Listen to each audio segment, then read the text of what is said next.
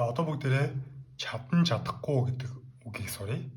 Тэр нь болохоор бас нэг үйл үг гэсэн үг шүү дээ. Can гэж байна. Can гэдэг нь чадна гэсэн үг. Тэгэл би чаднаа гэдэг юм бол I can. Тэгээд ардаас нь дахиад үйл үг аваад жишээлбэл би англиар ярьж чаднаа гэж хэлэх юм бол I can гэнтэй юу чадах юм? Speak English.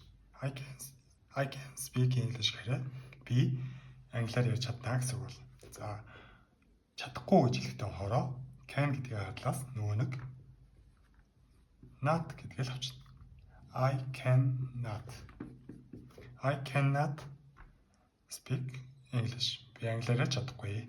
За тэгснээ энэ хоёр нь бас нөгөө нэг do not битгий гэдэг маань товчлогдоод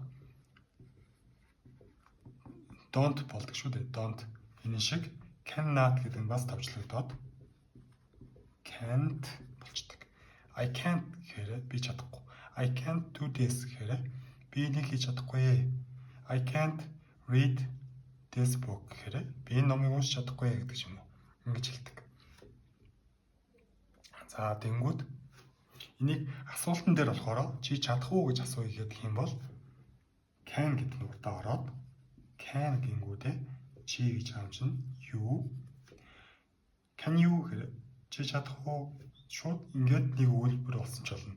Нэг юм ярьжсна can you гэдэг юм бол чи чадах уу гэж асууж болох байх. За тэгснэ жишээлбэл чи солонгосоор ярьж чадах уу гэдэг юм бол can you speak Korean гэл. Нөгөө нэг do you speak Korean гэхээр чи англиар ярьдаг уу гэдэг асуулт болж ирсэн бол can you speak Korean гэхээр чи англиар ярьж чадах уу гэсэн асуулт болно. Тэгэхээр нь yes I can гэх юм бол тийм ээ би чадна. Эсвэл no I can't үгүй би чадахгүй. Ингээд хариулчихна.